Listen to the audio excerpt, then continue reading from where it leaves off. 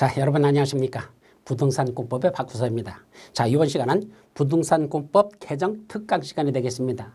이거는 3월 달쯤에 개정된 내용에 대해서 자료를 한번 드린 적이 있어요. 근데 그 자료만 드렸지 그에 대한 해설을 별도로 안 했거든요. 원래는 수정표는 그냥 수정표만 드리고 강의는 원래 없는 게 원칙인데 이번엔 개정된 내용이 워낙 많기 때문에 그게 무슨 말인지 또 이해도 안 되잖아요. 그래서 강의 시간에 그 이후에 이루어진 강의에서는 개정된 내용들을 다 설명을 했지만 여러분들이 기본서에 있는 것 설명을 안 들었기 때문에 기본서를 위주로 해가지고 개정된 내용 다시 한번 전체적으로 강의를 하도록 합니다. 자, 여러분들 넘어가 보시면 페이지 해가지고 나오죠? 여기 진짜 12페이지부터 이게 기본서입니다. 12페이지 그 용어정의 4번에 보면 도시군 기본계획이라고 했는데 도시군 기본계획에서 여기 관할구역에 대하여라고 돼 있던 내용이 어떻게 바뀌었다? 관할구역 및 생활권에 대하여라고 이렇게 바뀌었다. 개정된다는 얘기입니다. 이렇게 바뀐 부분들은 이렇게 별도로 색깔들을 이렇게 칠해가지고 쭉 정리했습니다. 이거 3월 달에 드린 자료하고 이거하고 거의 90%는 같아요. 사실은. 근데 전번에 여기 수산자원 보호구역하고 시가와 조정구역 순서를 사실은 시가와 조정구역이 먼저 있었어요. 근데 그걸 순서를 바꿨습니다.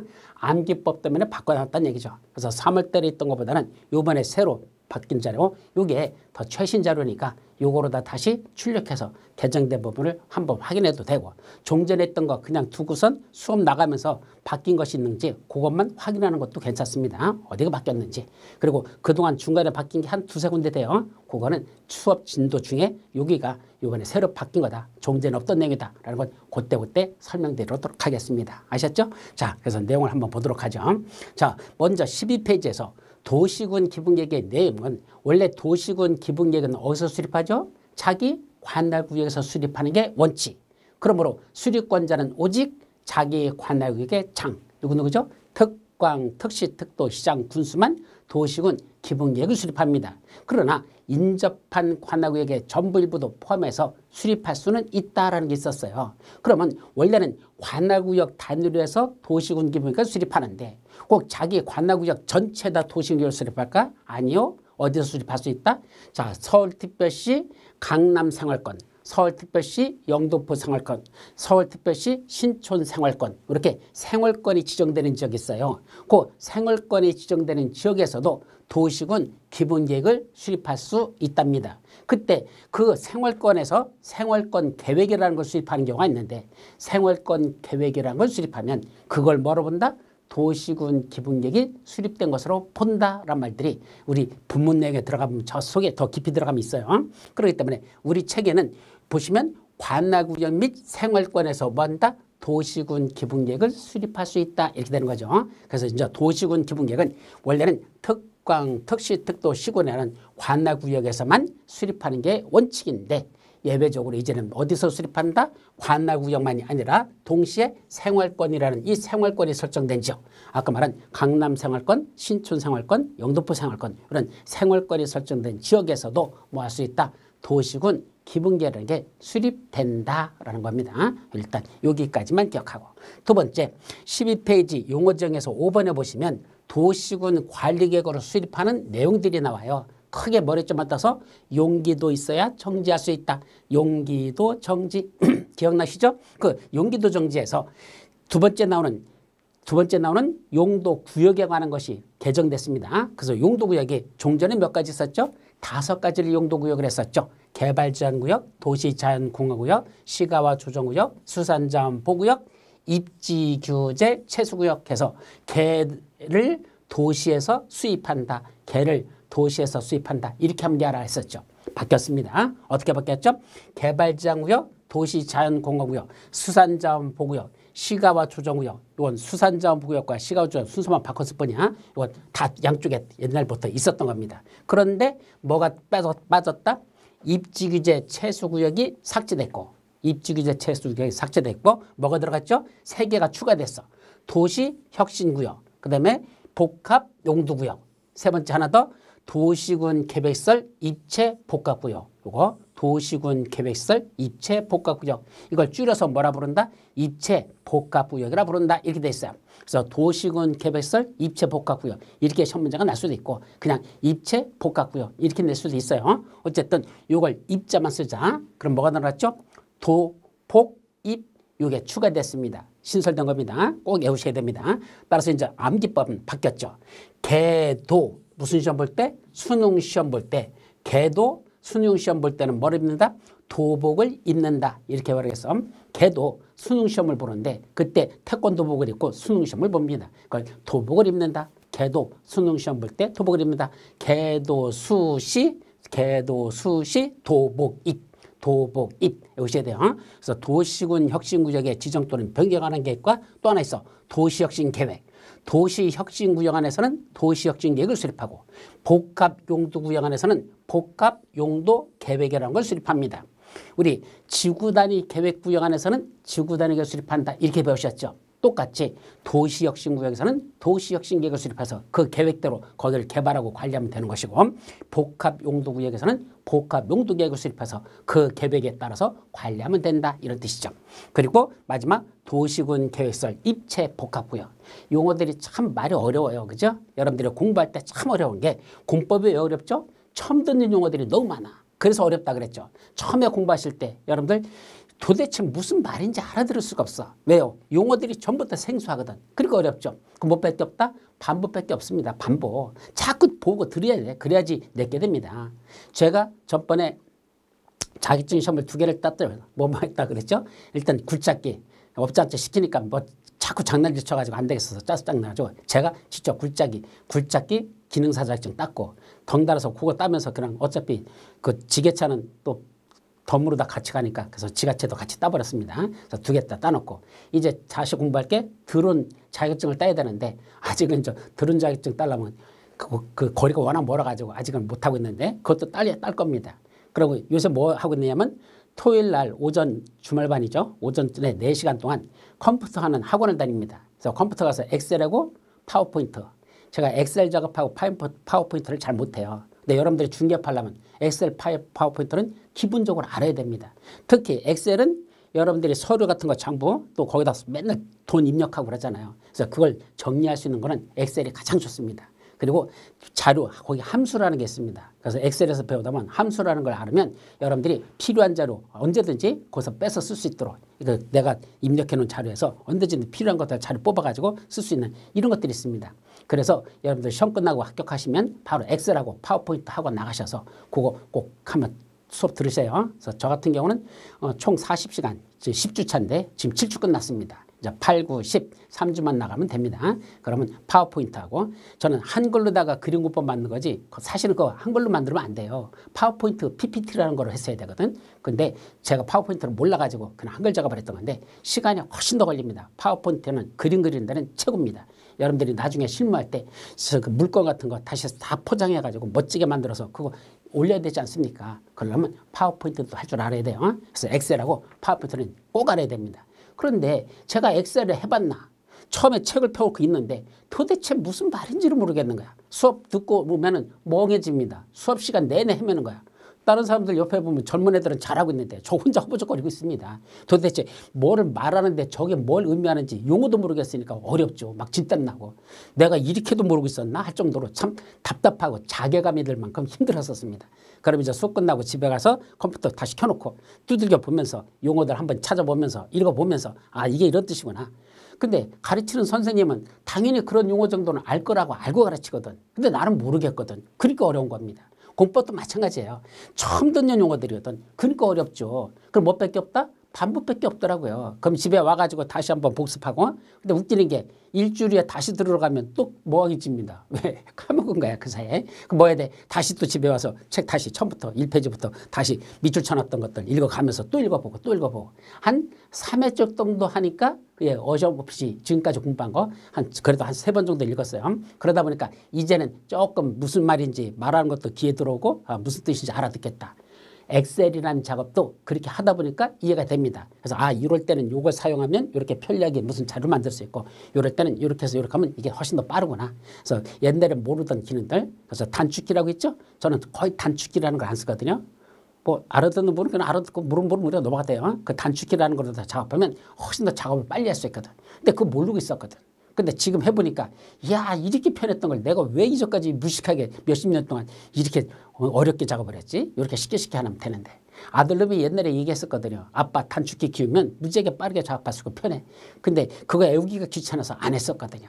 그러다 보니까 결국 시간이 더 오래 걸렸던 거죠. 근데 지금은 단축키 쓰는 것도 해가면서 하니까 신기할 만큼 빠르게 나갑니다. 그러니까 여러분들도 뭐 뺄 게 없다? 반복밖에 없어요. 근데 단축키는 외워야 되잖아. 자꾸 까먹어. 그럼 영어로다가 생각하면서 그 뜻이 뭔지 생각하면서 단축키를 자꾸 그렇게 하면서 정리합니다. 결국은 수업을 들었으면 내가 복습을 해서 정리를 해야 내게 되지. 그냥 수업만 들었다 해서 내게 되냐? 절대 그렇지 않습니다. 못 알아듣는 용어들인데, 처음 보는 용어들인데 이거 어떡합니까? 외우는 수밖에 없죠. 자꾸 종이다 써가면서 외워야 나가야 돼요.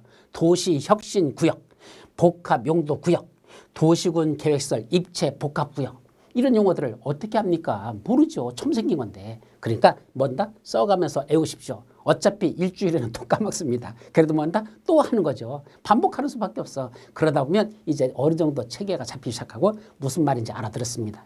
그림구법도 처음에 여러분들 수업할 때 그림구법만 들여다보면 무슨 말인지 몰라. 왜? 단어로 써놨잖아. 연결이 안 돼요. 무슨 말인지. 설명할 때는 알아듣는 것 같은데 혼자 그림구법 못 알아듣습니다. 그럼 뭘 봐야 돼? 기본서 보십시오. 다 기본서에 있는 내용이야. 기본서는 문장으로 돼 있잖아요. 단어가 아니고. 그러니까 기본서를 읽어서 이해가 됐다. 그 다음에 그림구법을 펴놓고 보십시오. 눈에 착착착 들어옵니다. 그건 길게 써놓지 않고 간략간략하게 정리하니 눈에 탁탁 들어오게 되어 있습니다. 내용을 모르니까 그림구법이 어려운 거지. 내용을 알고 그림구법 보면 왜 교수가 여기다 이렇게 배치했고 여기다가 어떤 그림을 넣고 여기다 왜 이렇게 만들었는지 그게 이해가 돼요.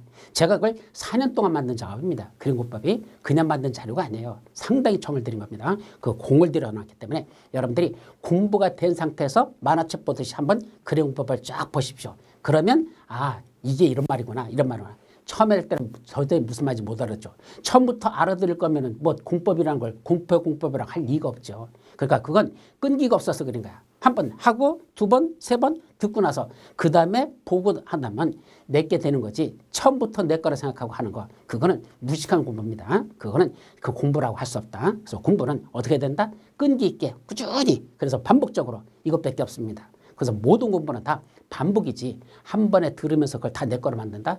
모르면 모르는 대로 넘어가는 거야. 그리고 두 번째 다시 읽어봐. 그럼 이해돼. 저도 그렇게 엑셀 공부했어요. 처음에 읽으니까 이게 무슨 말인지는 모르겠는 거야. 그래도 읽어봤어 그냥. 그리고 다음에 또 수업 듣다 보면 전번 읽었던 게 또 생각이 나. 그게 이거였구나. 이거 이 말이었구나. 그런 식으로 해서 자꾸 상승작을 일으키면서 공부가 되는 거지. 처음부터 전체를 다 내 거로 정리하거나 간다? 그거는 욕심입니다. 세상에 그런 공부는 없다. 그러니까 저도 엑셀 처음 작업하듯이 여러분들도 부동산 공부 처음 공부하셨을 겁니다. 어렵죠. 당연히 어렵죠.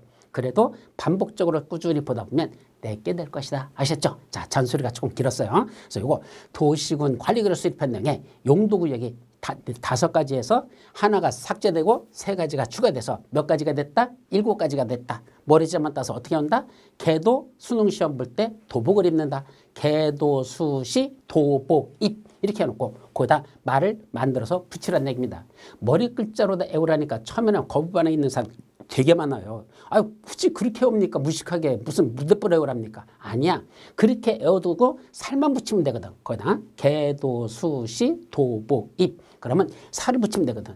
근데 그렇게 안 외워놓고 하나하나씩 외워보십시오. 머릿속에 들어가나.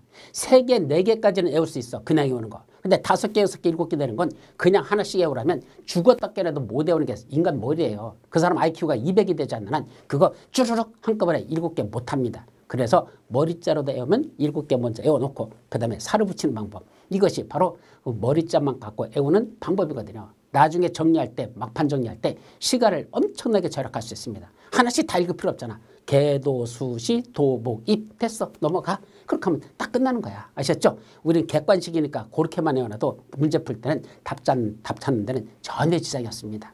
제발 좀 그런 식으로 공부하라고 다시 한번 말씀드리면서 이어서 나가죠. 자, 12페이지에 추가될 게 있죠. 6번에 공간 재구조화 계획이라는 게 들어가야 됩니다. 좀 전에 여러분들 6번에 보면 지구 단위 계획이라고 있었어. 근데 지구 단위 계획이 아니고 6번에 공간 재구조화 계획, 7번째 도시혁신 계획, 8번에 복합 용도 계획. 이게 새로 신설되고 6번에 있던 지구 단위 계획을 9번으로 바꾸랍니다. 8번 복합용도계획 있으니까 9번에 지구단위 계획이고 그럼 지구단위 밑에 있는 건 10번으로 옮기고 11번, 12번, 13번들이 다 번호가 밀려서 나가겠죠. 그럼 3개씩 밀려가지고 마지막까지 이렇게 정리하시라는 얘기입니다. 여기서 중요한 건 공간 재구조화 계획이란 이 개념은 꼭 암기하셔야 됩니다. 공간 재구조화 계획이란 토지의 이용 및 건축물이나 그 밖의 시설의 용도, 건폐, 용적률, 높이 등을 뭐한다? 완화하는 용도구역의 이 말이 나와요. 자, 토지의 이용이나 건축물이나 그 밖의 시설의 용도나 건축물, 용적률, 높이 등을 뭐한다? 한마디로 이게 일종의 행위 제한이거든요.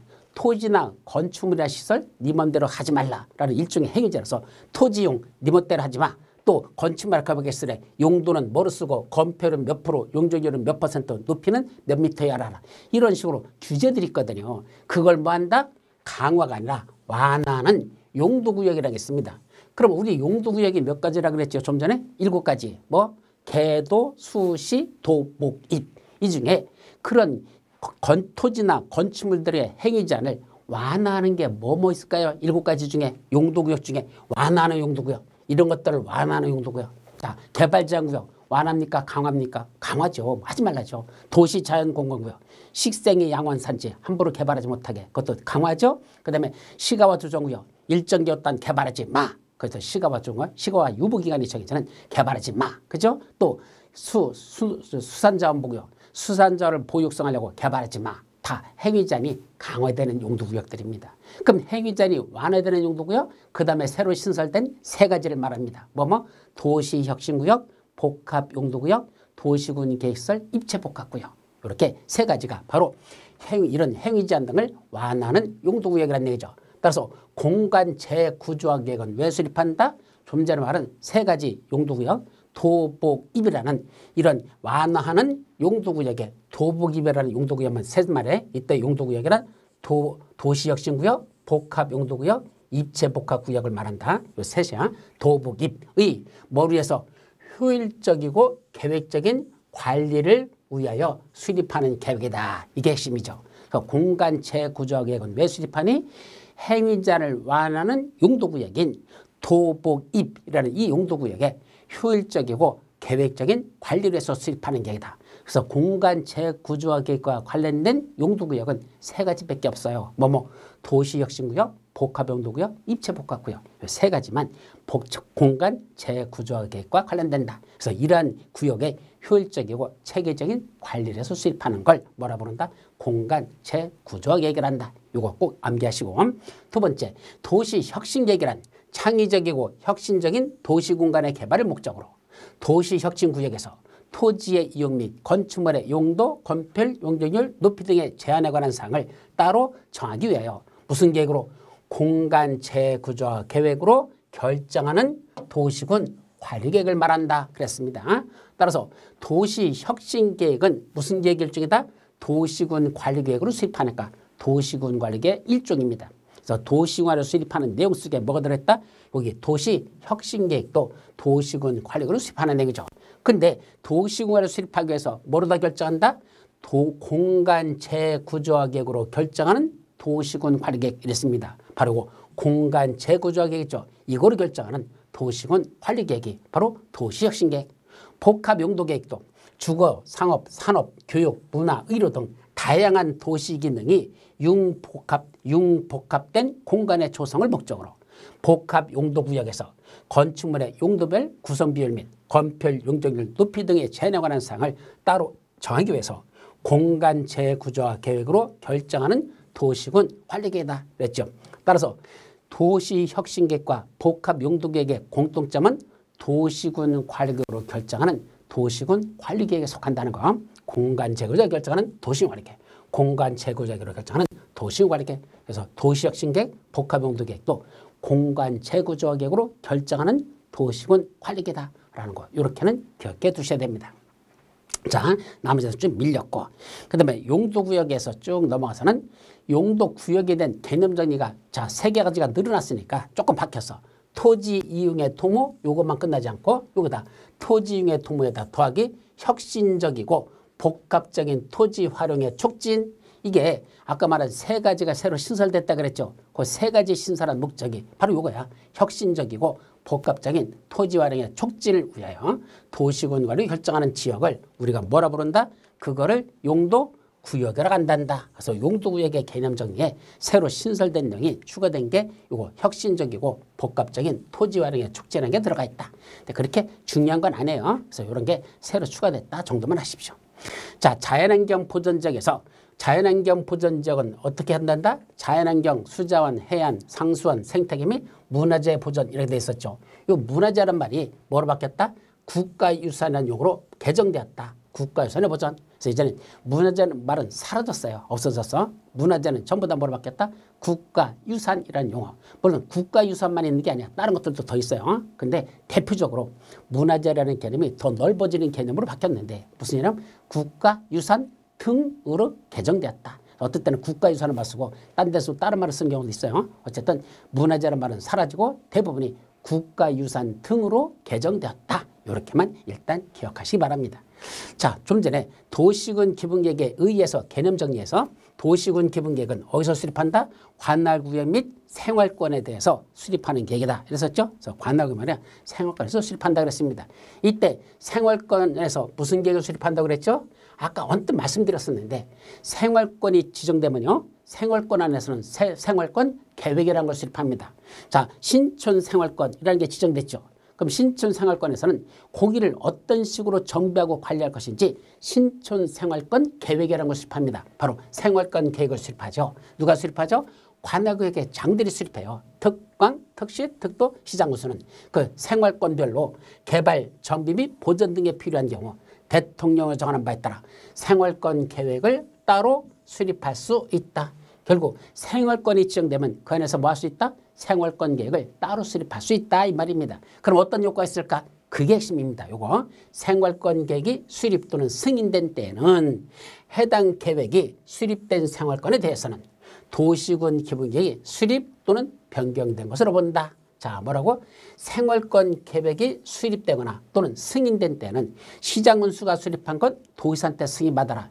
아직은 대통령령으로 더 나와야 되는데 대통령에서 그렇게 나올 가능성이 높아요. 생활권 계획을 수립했는데 누가 수립했다? 쫄따구들. 시장군수가 수립한 건 위에 있는 누구한테? 도의사한테 승인을 받아라. 이렇게 될 거야. 그러면 다른 사람들은 수립만 하고 그 시장군수들은 도의사한테 승인을 받게 되면 어떤 효과? 해당 계획이 그 생활권 계획이 수립된 생활권에 대해서는 뭐가 수립된다? 도시군 기본계획이 수립되거나 또는 변경된 것으로 본다라는 이게 가장 중요한 내용이야.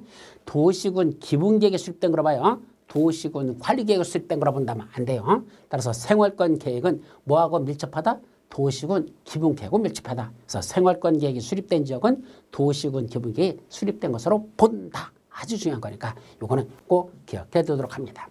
자, 그 밖에 수립 기준이 5번이었던 게 이제 요게 새로 쓰면서 수립 기준은 6번으로 다 한 번 밀리겠죠? 그래서 거기서부터 순차적으로 밀려서 쓰면 됩니다. 자, 22페이지에 가보시면 뭐가 나오죠? 아까 나왔던 개발제한구역, 도시제한공구역, 시가와 조정구역, 수산자원보호구역, 입지규제 최소구역 이렇게 됐던 게 뭐로 바뀌었다고 했죠? 아까 개도 수능 시험을 볼 때는 도복을 입는다. 도복 입.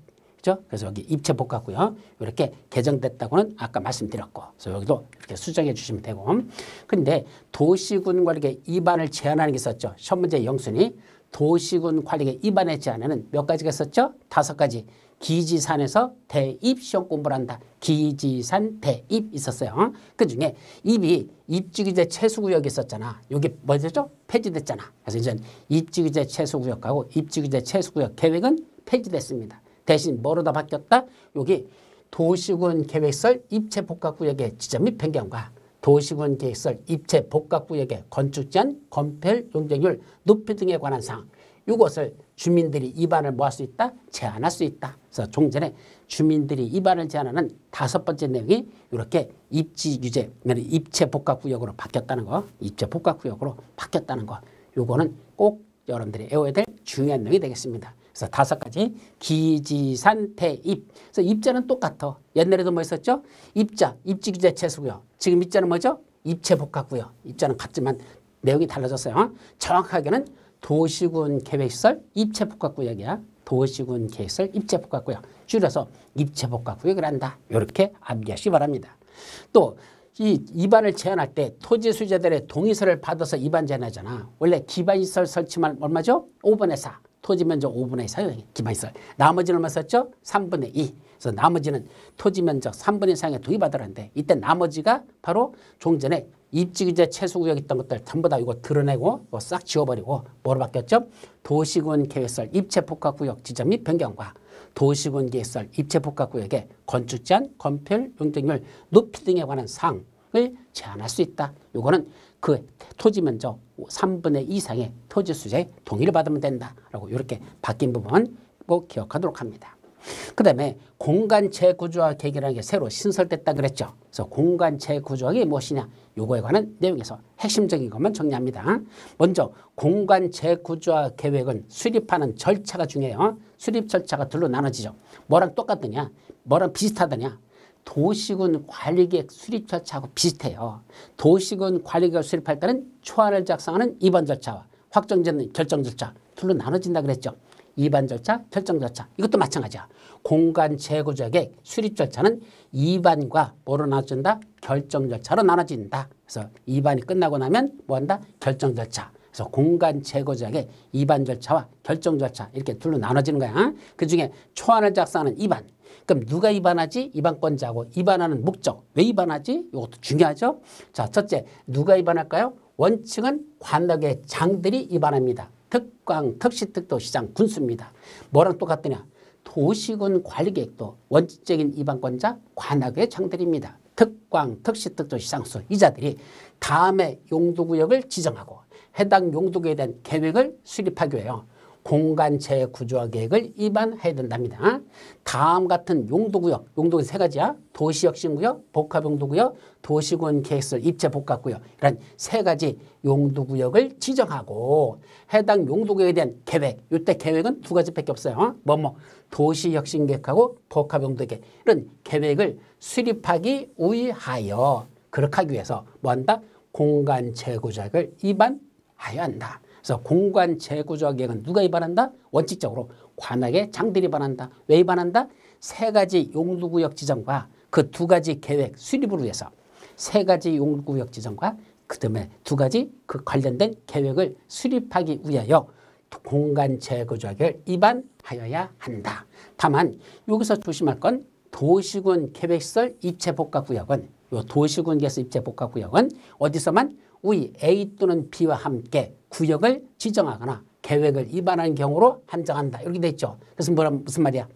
도시군 계획설 입체복합구역은 아무데나 지정하는 게 아니에요. 딱 두 군데 용도구역에만 지정합니다. 어디? 도시혁신구역과 복합용도구역 있죠. 와 함께 구역을 지정하거나 계획을 위반하는 경우로 한정한다 그랬으니까 결국 도시군 계획설 입체복합구역은 어디 지정한다? 도시군 혁신구역 지정할 때 도시군 계획설 입체복합구역을 지정하고 복합용도구역 지정할 때 도시군 계획설 입체복합구역 지정한다. 결국 동그라미 A와 동그라미 B라는 용도구역을 지정할 때 함께 C라는 도시군 계획설 입체복합구역을 지정하는 경우에만 이 도시군 계획설 입체복합구역을 지정할 수 있다. 그래서 도시군 계획설 입체복합구역은 아무데나 지정하는 게 아니고 딱 두 군데 용도구역, 도시혁신구역과 복합용도구역에만 지정할 수 있다. 이렇게 기억하세요. 근데 예외적으로 누가 공간 재구조화 계획을 위반할 수 있을까? 예외적으로 국장도 필요하다면 도시의 경쟁력 향상, 특화 발전 및 지역균형 발전 등을 위하여 필요한 때는 관할 특광 특시특도시장소의 요청에 따라서 공간 재구조화를 위반할 수 있다. 이렇게 돼 있죠? 결국 국장도 위반할 수 있습니다. 자, 그럼 도시군 관리계획하고 비교해보죠. 도시군 관리계획은 원칙적으로 누가 위반한다? 관악의 장들, 특광, 특시특도시장 군수입니다. 예외적으로 누가 있었죠? 국장하고 도지사가 있었어. 근데 여기는 국장만 있지 누구는 없습니까? 도지사가 위반하는 경우는 여기는 없습니다. 이게 도시군 관리계획하고 가장 큰 차이점이다. 그래서 도시군 관리계획은 도지사가 위반하는 경우가 있지만 이 공간재구조화 계획은 국장만 예외적으로 위반할 수 있지 도지사가 위반한 예외는 없다라는 뜻입니다. 자, 위반의 제한이라는 게 있죠. 이 위반의 제한은 뭐랑 비슷하더냐? 도시군 관리계획 위반 제한하고 비슷해요. 똑같은 건 아니야. 근데 거의 비슷해. 유추해석하면 돼요. 그러나 주민이나 이해관계자는 공간체 구조계획을 수립하기 위한 용도구역 지정을 위하여. 그럼 공간체를 수립하기 위한 용도구역이 어디였었죠? 아까 세 가지. 이거 도복입, 요 세 가지. 도복입. 이 세 군데 구역 지정해서 공간체 구조계획 위반권자에게 공간체 구조계획의 위반을 뭐 할 수 있다? 제한할 수 있다라. 이때 제한사에는 뭘 첨부하라? 공간체 구조계획 계획도서와 계획설명서라는 걸 첨부해야 된다.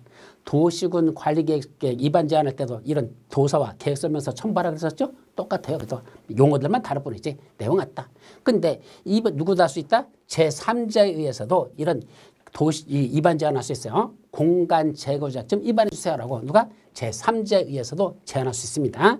이거는 국유재산이나 국공유재산과 관련될 때만 그래요. 그래서 국유재산이나 공유재산이 공간 제거자격으로 지정된 용도구역 내에 포함된 경우 등 이렇게 일정한 대통령이 정하는 경우에는 누가 제한자인 주민이나 이해관계자 외의 제3자에 의한 제한이 가능하도록 이렇게 됐습니다. 그래서 원칙적으로 공간 제고자격은 위반 제한은 누가 한다? 주민이나 이해관계자들이 위반 제한하는 게 원칙인데 예외적으로 제3자에 의해서도 위반 제한이 가능한 경우가 있더라. 요까지를 외우라는 느낌입니다. 자, 비용부담은 이건 도시군 관리계 위반 제한과 똑같아요. 그래서 위반권자는 그 제한자 또는 제3자, 위반 제한한 자들이죠. 제한자고 제한한 제3자와 협의하여 뭐한다? 제한된 공간제거적 위반 및 결정에 필요한 비용의 전부 또는 일부를 제한자 또는 제3자에게 부담시킬 수 있다. 도시군 관리계획 위반 제한에서 비용 부담하고 거의 유사한 내용이야. 요까지가 위반. 이제 결정. 누가 결정권자죠? 원래는 시도지사가 직접 또는 시장군수의 신청에 따라서 지가 결정할 수가 있습니다. 지가 결정합니다. 다만 예외적으로 국장이 위반한 공간제거적은 국장이 자기가 직접 결정한다. 그래서 결정권자는 국장하고 누구만 있다? 시도지사만 결정권자다. 이렇게 됐어요. 그래서 국장은 자기가 위반한 건 지가 결정한다. 그리고 나머지들은 시도지사가 결정한다. 여기 누가 없죠? 대도시장 없습니다. 도시군 관에서는 대도시장도 있었죠. 대장, 대도시장. 근데 여기는 대도시장은 없다라는 이것도 조심해서 기억합니다. 그러니까 도시군 관리하고 비슷한데 조금씩 달라요. 이렇게 다른 것들이 공간제거자계더라. 자, 협의 및 심의. 국장 또는 시도사가 결정권자더라. 그 결정 절차는 뭐더냐? 도시군 관리계획 위반 절차와 결정 절차 있었죠. 위반 절차 기주지입, 결정 절차 협심결, 기주지입 협심결. 이게 위반 절차와 결정 절차 기억나죠? 이때 결정할 때도 똑같아요. 관계 행정위원장들하고 협의하고 중앙도시계획, 지방도시계획, 도시계획 심의를 거쳐라. 협의 심의라는 자 같아요. 그래서 국장이나 시도사가 공간 제거를 결정하려면 미리 관계 행정기관의 장들하고 뭐부터 한다? 협의부터 하고 다음에 따라 중앙도시계획 또는 지방도시의 심의를 거쳐라. 그래서 이 경우 협의 요청을 받은 기관의 장들은 원래 도시군 관리계획은 특별한 사유가 있으면 그 요청받은 날부터 30일 이내에 의견 제시하라. 이렇게 돼 있어요. 도시군 관리계획은 30일 내에 의견 제시라고 돼 있죠. 다만 여기는 뭐 할 때만 도시 혁신구역 지정을 위한 공간 제거자 결정의 경우에는 30일이 아니라 근무일 기준으로 10일 이내에 의견을 제시해야 된다. 이것도 꼭 외우세요. 따라서 원칙적으로 그 결정할 때 협의 심의 절차가 있는데 그때 협의 심의에서 협의 요청을 받은 관계 행정위원회 장들은 며칠 내에 의견을 제시한다. 원칙은 30일인데 무슨 구역만? 도시혁신구역. 이거 도시혁신구역이야. 이거 복합용도구역 하면 안 돼요. 도시혁신구역 지정을 위한 공간제거자 결정에서만 근무일 기준으로 며칠 내 10일 이내에 근무일 기준이야. 쉬는 날은 빼고 근무하는 날 기준으로 10일 이내에 그 의견을 제시해야 된다. 이것이 또 중요한 내용이니까 여기까지도 기억하십시오.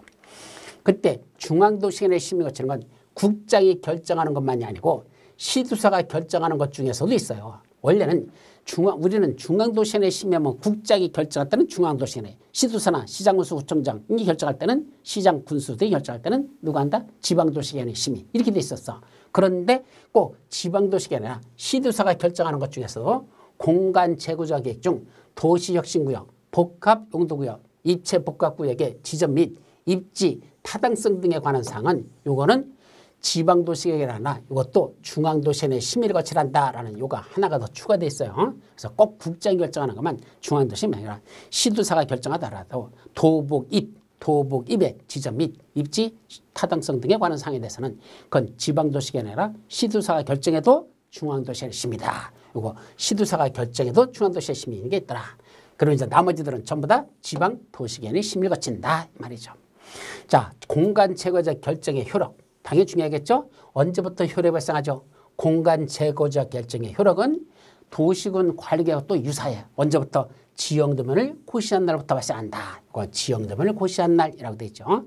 이때 지형도면이 필요 없는 경우가 있어. 그때는 공간 제거적 결정을 고시한 날부터 효력이 발생한다. 시험 문제 영순이에요. 그래서 공간 제거적 계획은 언제부터 효력이 발생한다? 그 결정 고시한 날이 아니고 지형도면을 고시한 날. 여기도 다음 날 하면 안 돼요. 도시군 관리계획에서도 다음 날 들어가면 틀리죠. 다음 날이야 지형도면을 고시한 날부터 효력이 발생한다. 단 지형도면이 필요 없는 경우에는 그 공간 제거적 결정을 고시한 날부터 다음 날 아니야. 날부터 효력이 발생한다. 중요한 거니까 꼭 기억하시기 바랍니다. 자, 도시군 기본계획 수립 변경과 도시군 관리계획 결정고시 의지. 의제는 뭐냐면 아까 어디에서 지형도면이 필요 없는 경우에는 공간제의 결정의 고시를 한 경우에 해당 구역 지정 및 계획 수립에 필요한 내용에 대해서는 자 아까 어디만 그 용도구역에서 해당 구역이라는 게 어디였었죠? 공간 제고자가 수립하는 건 딱 세 군데야. 도복, 입 순서잖아. 그때 그 수립 내용에 대해서 고시한 내용에 따라 도시군 기본계획의 수립 변경과 도시군 관리계획의 결정고시를 한 것으로 본다. 자, 뭐 하는 순간? 그 공간 재구조하게 결정고시 되는 순간 도시군 기본계획이나 도시군 관리계획도 똑같이 그렇게 변경돼서 결정고시된 것으로 본다. 수립 변경 또는 결정고시된 거로 한 것으로 본다. 바뀐 거로 본다는 얘기입니다. 그래서 뭐 하는 순간 지형도면이 고시되면 무슨 지형도면이야? 공간 재구조하기엔 결정고시한 게 지형도면이 고시되면 그 안에서 모두 바뀐다. 도시군 기본계획 내용도 그렇게 바뀐 거로 보고 도시군 관리계획도 똑같이 그렇게 바뀐 것으로 본다라는 효과를 주는 겁니다. 자, 그러면 그 안에서 이미 사업이나 공사에 계속했던 사람들은 어떻게 될까? 그 안에서 고시할 당시에 이미 사업이나 공사에 착수한 자 뭐 한단다? 그자 그 공간 재고제 결정과 관계없이 그 사업이나 공사를 계속 할 수 있다. 이것도 도시군 관리계획과 비슷하죠? 마지막으로 고시된 공간 재고제의 내용은 무슨 계획으로? 도시군 계획으로 관리해야 된다. 자, 고시된 공간 재고제의 내용을 개정하거나 바꾸거나 하는 건 뭘 한단다? 도시군 계획으로 관리하라 그랬습니다. 요거 도시군 계획이야. 도시군 기본계획과 도시군 관리계획을 합쳐서 도시군 계획이라고 부르죠. 도시군 계획은 도시군 기본계획과 도시군 관리계획을 합쳐진 거죠. 이거 광역도시계획으로 관리한다면 안 돼요. 도시군 계획으로 관리하는 거지. 광역도시로 한다면 틀려버리죠. 그밖에 아까 자연환경 보전제에서는 문화재를 국가유수로 바뀌었다. 간단한 거고 나머지들 다 국가유수로 바뀌었으니까 문화재는 국가유수로 바꿔주시면 됩니다. 그런데 입지규제 채수구역 및 입지규제 채수구역 전부 다 폐지돼 버렸잖아. 그래서 폐지돼 가지고 이 내용은 모두 다 삭제하고 거기에 뭐가 들어간다? 다음 같은 세 가지 구역이 들어가는 거죠. 뭐뭐 들어가죠? 도시혁신구역 및 도시혁신계획하고 두 번째는 복합용도구역 및 복합용도계획, 그다음에 도시군계획설 입체복합구역 그 세 가지 내용이 그 빠지고 새로운 내용으로 거기를 채우라는 얘기입니다. 자, 그중에 도시혁신구역 지정권자 및 지정대상지역 중요한 겁니다. 도시혁신구역은 누가 지정할까요? 지정권자? 공간재구조의 결정권자가 지정한다. 이렇게 돼서 공간재구조의 결정권자는 다음에 어느 하나에 해당하는 지역을 도시혁신구역으로 지정할 수 있다. 결국 도시혁신구역을 지정할 수 있는 건 누구란다? 공간재구조의 결정권자다. 꼭 기억하셔야 돼요. 이게 중요한 겁니다. 그럼 어디다 지정할 수 있죠? 그중에 1, 2번만 기억해요. 도시군 기본계획에 따른 도심, 부도심 또는 생활권 중심 지역들. 도시군 기본계획에 따른 도심, 부도심 또는 생활권 중심 지역. 두 번째는 주요 기반시설과 연계하여 지역의 거점 역할을 수행할 수 있는 지역. 종전에 지역의 거점 역할을 수행할 수 있는 지역이 어디였었죠? 바로 입지규제 채수구역에 들어있었죠. 근데 그 입지규제 채수구역이었던 게 어디 들어왔다? 도시혁신구역. 가장 세 군데 종전했던 입지규제 채수구역이 있었죠. 그거랑 가장 비슷한 게 도시혁신구역이에요. 똑같은 건 아니야. 근데 도시혁신구역에 이렇게 많이 들어가 있어요. 그리고 지역 거점 역할을 수행할 수 있는 지역들. 요거는 바로 도시혁신구역의 지정 대상 지역이다. 이거죠. 그때 수립하는 도시혁신계획에는 어떤 내용들이 들어갔을까? 뭐 이런 것들 쭉 들어가요. 그래서 주요 기반시설의 확보에 관한 사항, 건축물의 건폐율, 용적률 높이 등에 관한 사항 등등등. 어쨌든 이 도시혁신계획에 들어갈 내용들이 쭉 들어있다. 이러는 게 들어간다. 한번 읽어보는 정도로 하시고.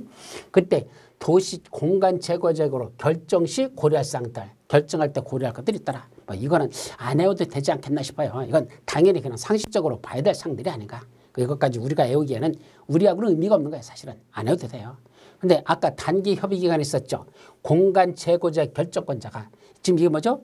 도시혁신구역이야. 이거는 30일에 하라. 그 요청을 받은부터 며칠 내? 근무일 기준 10일 내에 의견을 내시하라. 결정할 때 협의 심의 결정 없이 협심기할 때 협의할 때 관계 행정위원회 협의할 때 협의 요청을 받은 행정위원장은 근무일 기준 10일 내에 의견을 회신하라 그랬었죠. 그러니까 요거는 무슨 것만 이때 공간적 결정권자는 뭐를 위한 도시혁신구역을 지정하기 위한 공간 재고자계예요.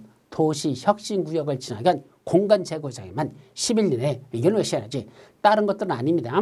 복합용도구역하고는 관계가 없어요. 도시혁신구역만 10일 내에. 그럼 복합용도구역은 30일 이내에 원래부터 원칙이었던 30일로 갑니다. 그렇게 기억하죠.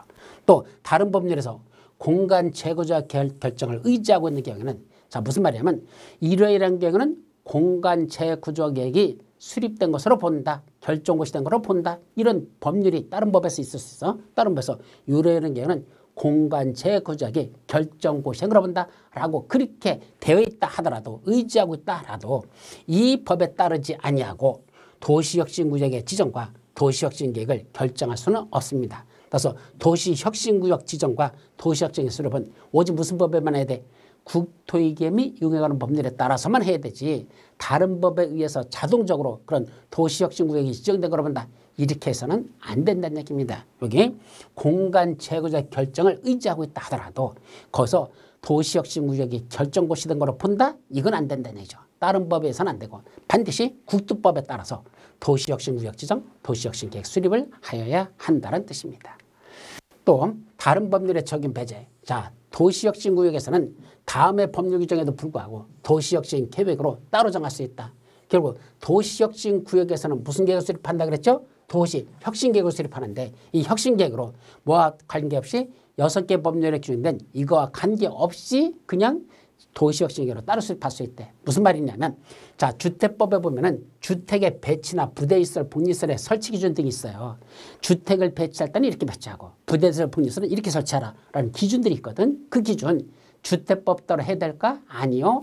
도시혁신계획에서는 주택법대로 그렇게 하는 게 아니고 무슨 계획을 수립해서 도시혁신계획을 수립해서 이 계획에서 주택의 배치를 따로 정할 수가 있다라. 기반 부대시설, 복리시설 설치 기준도 따로 정할 수가 있습니다. 무슨 계획으로? 도시혁신계획으로 따로 정할 수 있다는 얘기입니다. 또 주차장법에 보면 부설 주차장 설치를 이렇게 하라고 법에 정했죠. 그대로 됩니까? 아니요. 도시혁신계획에서는 그렇게 안 하고 따로 해도 좋다. 따로 도시혁신계획으로 따로 정해도 좋다. 뭐도 마찬가지고 미술작품 설치 문화예술진흥법대로 해야 됩니까? 안 하고 도시혁신계획에서 따로 정할 수 있다. 또 건축법에는 공개공지 확보라든지 도시공원 또는 녹지 확보 기준이라든지 학교용지 조성 개발 기준 이거 따로 정할 수 있답니다. 그래서 이것도 안기법 어떻게 해보라겠죠? 주부가 주부 미술작품 공개 도시에서 했죠. 그래서 도시공원에서 이렇게 해도 돼요.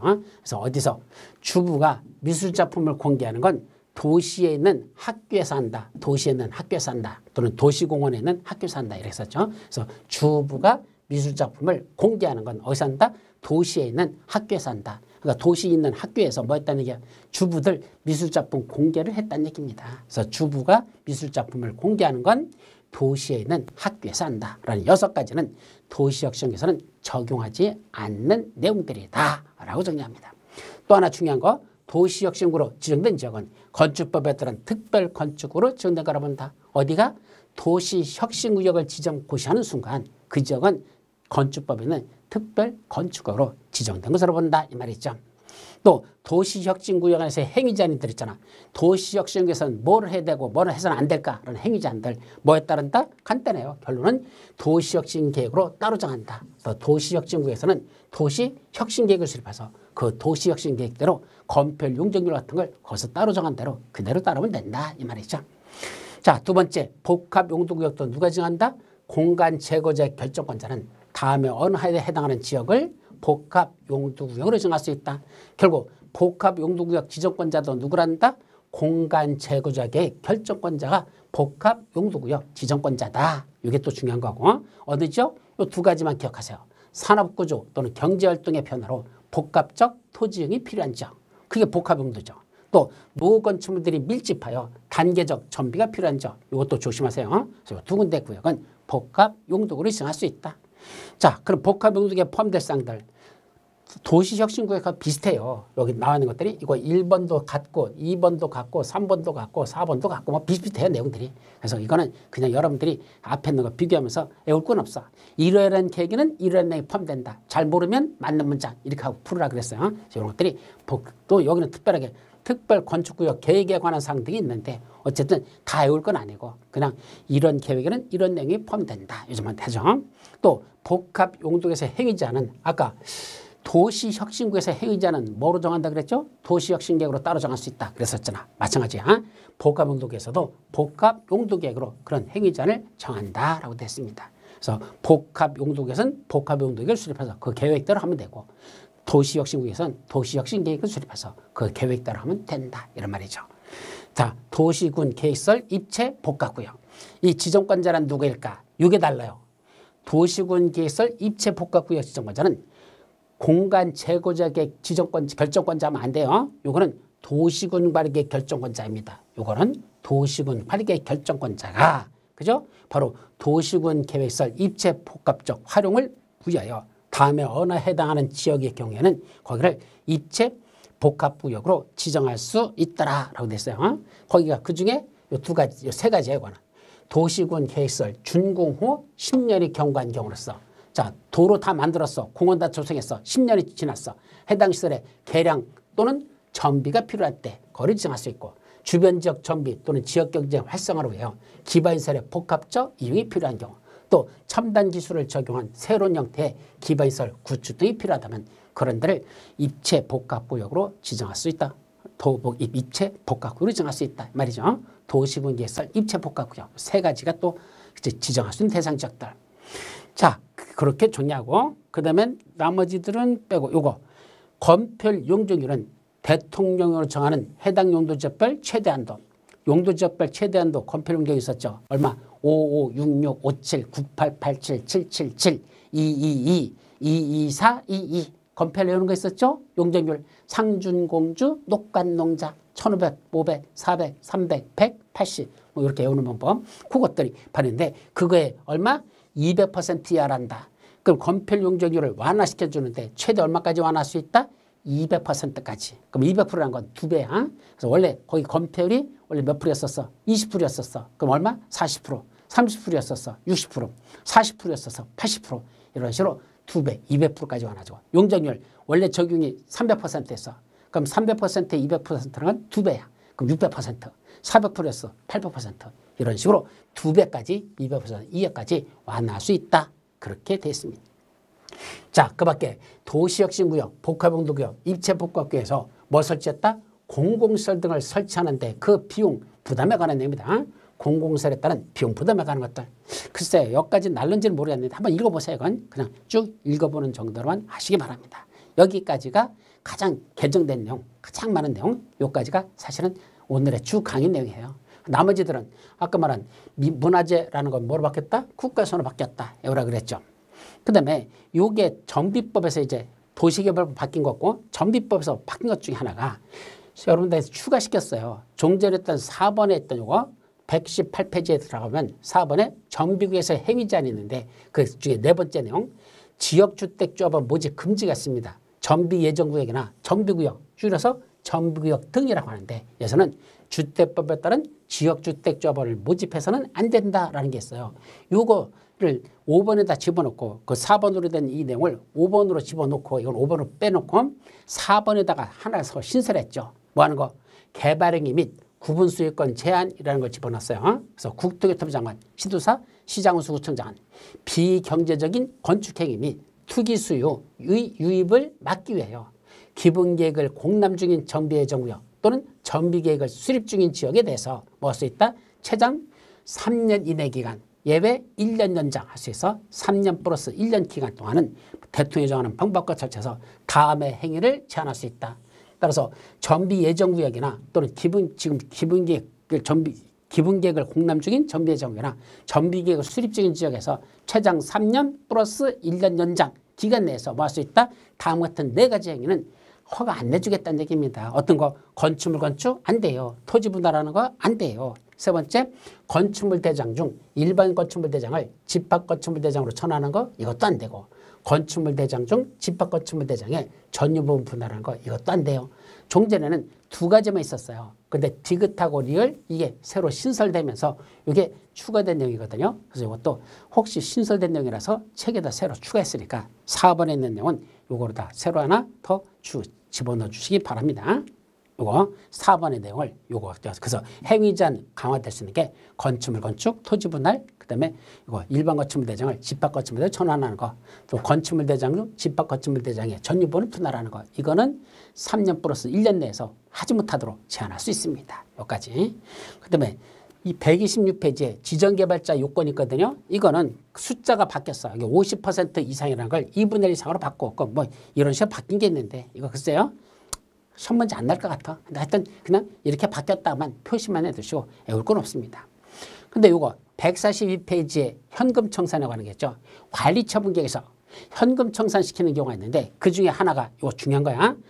종전에는 너무 좁은 토지 또는 건축물이나 정비구역 지정 후 분할된 토지를 취득한 자에게는 현금으로 청산할 수 있다. 공부하신 분들은 이거 중요하다고 이해할 겁니다. 그런데 이게 어떻게 바뀌었다? 너무 좁은 토지 또는 건축물을 먼저 취득한 자나 그냥 건축물이나 이랬는데 이 뭐 한 거예요? 건축물을 여기 취득한 자라는 게 이렇게 연결돼야 되는데 이게 연결되지 못하니까 새로 써줬어요. 여기다 취득한 자란 말이 이거는 걸 여기다 또 써준 거죠. 한 번 더 써준 거야. 그래서 건축물을 취득한 자나 그 다음에 중요한 건 이거죠. 정비구역 지정 후 분할된 토지만이 아니고 또 하나 집합 건축물의 구분 소유권을 취득한 자 추가됐어요. 종전에는 정비구역 지정 후 분할된 토지를 취득한 자, 그 자는 현금 청산. 근데 지금은 집합 건물의 구분 소유권을 취득한 자도 언제부터? 정비구역 지정 후란 말은 그대로 연결돼요. 정비구역 지정 후 집합 건물의 구분 소유권을 취득한 자도 현금 청산 대상이 될 수 있다는 거, 이것이 새로 개정된 내용입니다. 또 144페이지에 보시면 박스에 뭐가 나면 뭐 하는 게 되면 권리 산정 기준이라는 게 나와요. 그 권리 산정 기준에서 다음 같은 날짜 다음 날부터 뭐 한 자들이 있다? 그걸 소유권이 증가된 걸 취득한 자들은 그 자들은 분양 대상에서 제외시켜버리는 권리 산정 기준을 계산하는데 그중에 나번에 있던 내용이 있었죠. 나번은 어떻게 바뀌었다? 요거 단독주택, 다가구주택이 다세대로 전환되는 경우 이렇게 됐던 걸 집합 건물이 아닌 건축물이 같은 법에 따른 집합 건물의 소유 및 관리하는 법률이야. 그 법률에 따른 집합 건물로 전환됐다.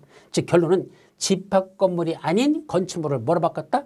집합 건물로 전환시켰다.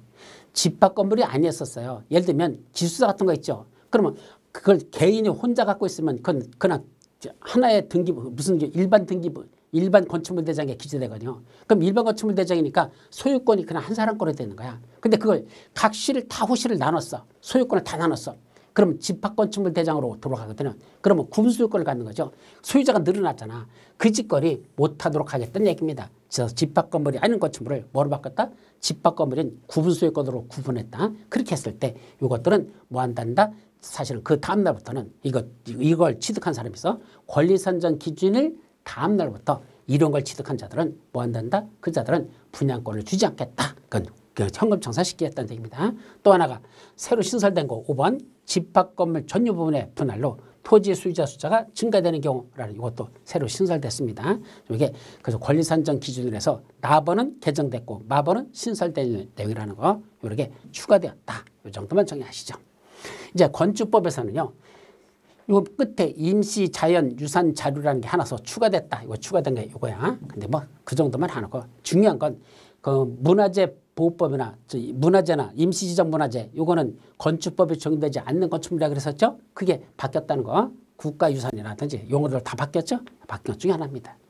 그래서 마찬가지야. 또 여기 건축 허가할 때 국장이 제안하는 사유 거기서 뭐로 있던 거 문화재 보존하고 돼 있던 게 뭐로 바뀌었다? 국가유산의 보존 이렇게 바뀌었다. 하여튼 문화재는 국가유산이 대부분 바뀌었다. 여기도 매장문화재 보호라는 용어를 뭐로 바뀌었다? 매장유산보호. 그 다음에 매장문화재는 매장유산 이런 식으로 바뀌었어. 그렇다면 매장 국가유산이 아니야. 그냥 매장유산 이렇게 바뀌었어요. 그래서 꼭 문화재가 꼭 국가유산으로 바뀐 건 아니야. 그냥 문화재가 이건 유산이라면 바뀌었죠. 하여튼 이런 식으로 조금씩 바뀌었다. 그 다음에 중요한 거 주택법에서 개정된 내용 아주 중요한 거야. 여러분들 3월 달에 자료 없던 겁니다. 새로 바뀐 거 뭐가 됐죠?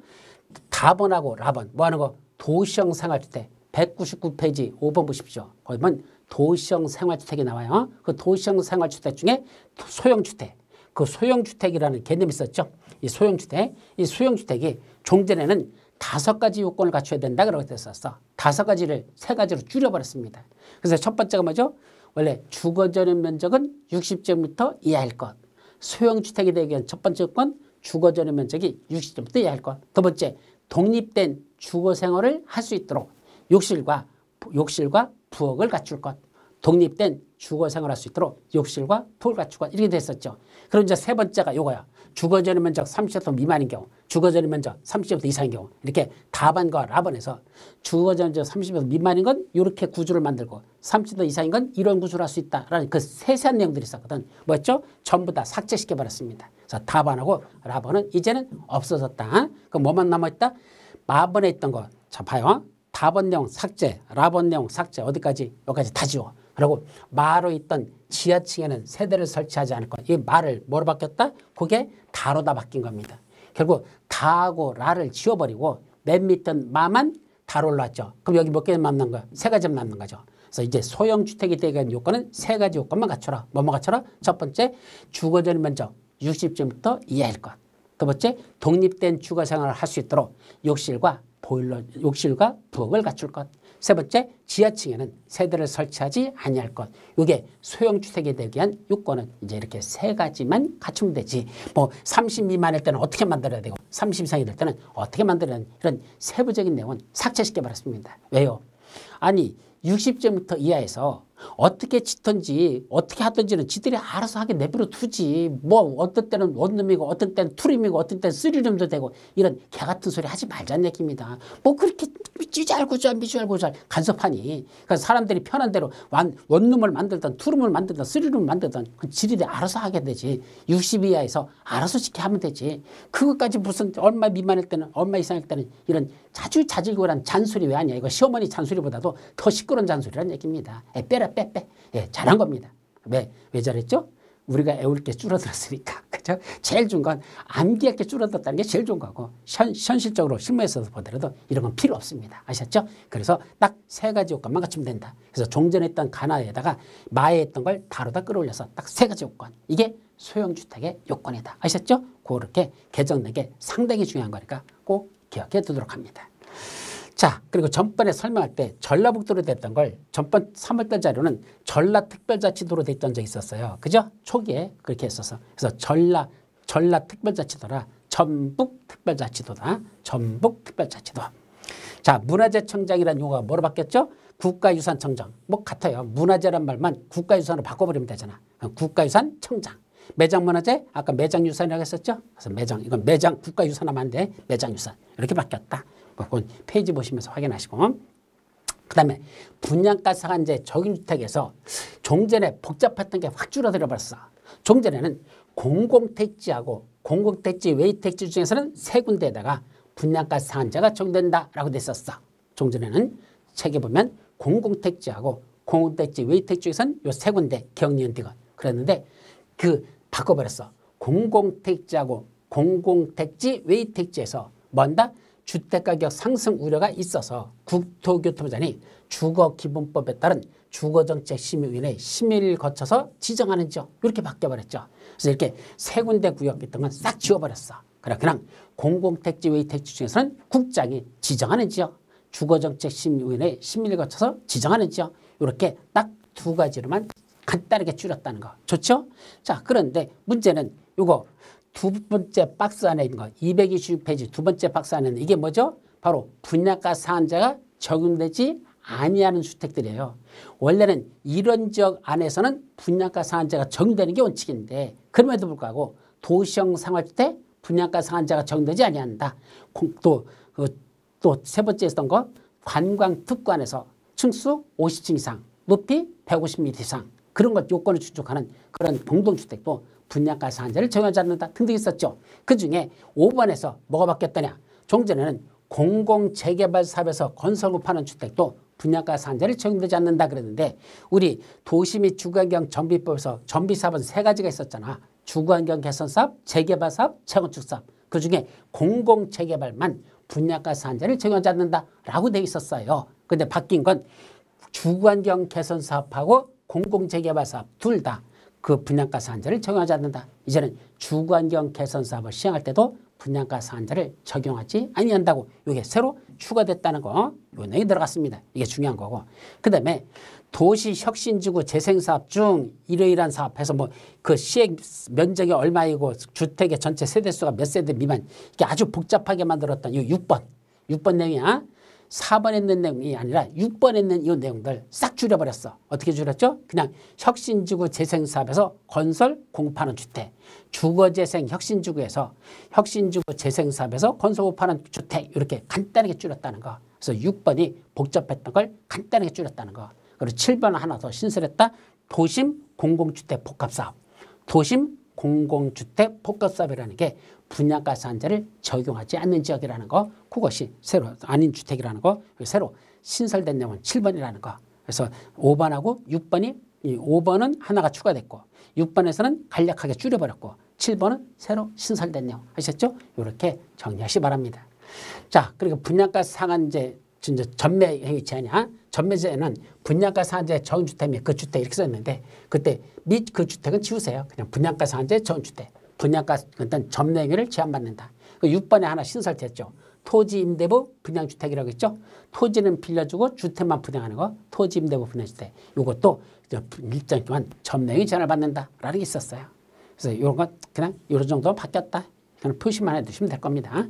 이 정도만 하시면. 이게 여러분들 지금까지 개정된 내용 전부 다 우리 기본서에 있는 내용들 정리했으니까 한번 쭉 보시면서 정리한 것들이 뭐가 필요한지, 그래서 정리를 해놓고 그다음에 문제풀이 들어가면 훨씬 더 문제 풀기가 쉬울 거라는 걸 말씀드려서 여기서 마치도록 하죠. 여러분 수고하셨습니다.